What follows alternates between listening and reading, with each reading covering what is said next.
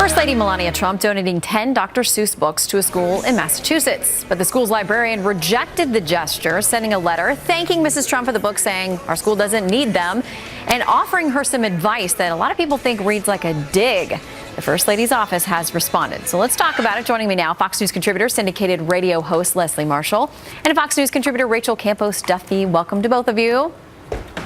Good morning, Thank you. Shannon. All right, I want to read a little bit of this letter so people have context, and this is online. Reportedly, the letter from the librarian. She says in part, "You may not be aware of this, but Dr. Seuss is a bit of a cliche, a tired and worn ambassador for children's literature.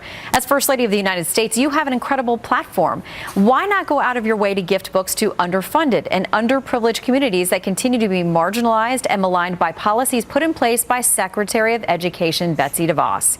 You and your husband have a direct impact on these children's lives. Please make time to learn about and value them." Rachel?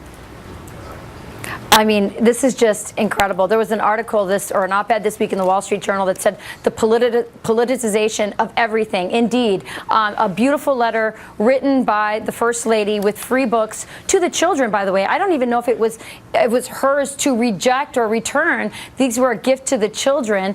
But look, everything is political these days. And I think it's a warning to parents that, you know, parenting is not a spectator sport anymore. They're not just trying to indoctrinate our children in colleges. They're doing it at the elementary level, and you can't assume that you know, your kids are getting classic literature. She also provided, by the way, your readers should read this letter. Please Google it. It's absolutely an unbelievable letter. Dr. Seuss is racist. News to me. I've been reading it for 17 years now to my 8 kids. We need to actually stop this silliness. It's gotten to the point of insanity, really. Okay, the First Lady's office, Stephanie Grisham, her communications director, has responded, Leslie, saying turning the gesture of sending young school children books into something divisive is unfortunate, but the First Lady remains committed to her efforts on behalf of children everywhere. What do you make of this situation? Well, first of all, I'm from Boston, and I have to say anybody from Boston knows Cambridgeport. It's an extremely wealthy, extremely intellectual community. You're talking Cambridge is the home of Harvard, of MIT, where people don't just have high school diplomas and bachelor's degrees. They have numerous PhDs and 7 to 10 letters after their names.